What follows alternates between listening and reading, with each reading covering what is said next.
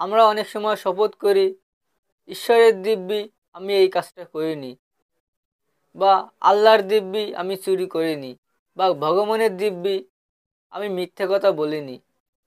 এছাড়াও আমরা অনেক ধরনের শপথ করে থাকি, কিন্তু এই ধরনের শপথ করা আমাদের কি উচিত? আমরা জানি আগে এই সমস্ত শপথের বিষয়ে বলা হয়েছে মিথ্যা শপথ করো না।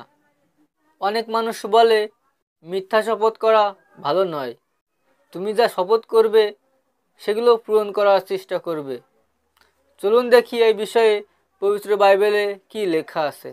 আমরা যদি মথি 5 অধ্যায় 33 পদটি দেখি, এখানে লেখা আছে, আবার তোমরা শুনেছ আগেকার লোকদের কাছে বলা হয়েছে মিথ্যা শপথ করো না, বরং প্রভুর উদ্দেশ্যে তোমার সমস্ত শপথ পালন করো।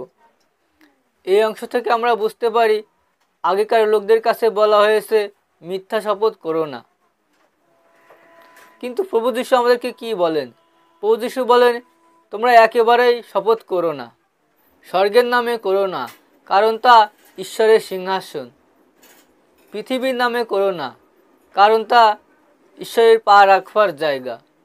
আবার অনেকে মাথার দিব্যি করে শপথ করে, কিন্তু আমাদের মাথার নামে দিব্যি করা উচিত নয়, কারণ আমাদের মাথার একটা চুল সাদা কিংবা কালো করার ক্ষমতাও কিন্তু আমাদের নেই।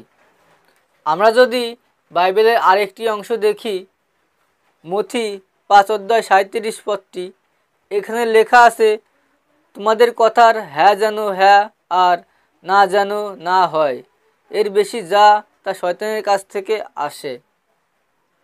এই অংশ থেকে আমরা বুঝতে পারি আমাদের মুখের হ্যাঁ যেন হ্যাঁই হয়, আমরা যেটি বলবো সেটাই যেন আমরা করি। আমরা যদি কোনো কিছু করতে হ্যাঁ বলি, আমরা যেন সেই কাজটি করি। আবার যে কাজটি আমরা করতে ইচ্ছুক না, যে কাজটি করতে আমরা না বলি, সেটা যেন নাই থাকে, সেটা যেন পরবর্তীতে আর হ্যাঁ না হয়। আমরা যেন অযথা কোনো শপথ না করি, সে যে কোনো বিষয়ে হোক। আশা করি শপথের বিষয়টি আপনারা বুঝতে পেরেছেন। আজ তাহলে এই পর্যন্ত। আগামী ভিডিওতে আপনাদের সাথে আবার দেখা হবে।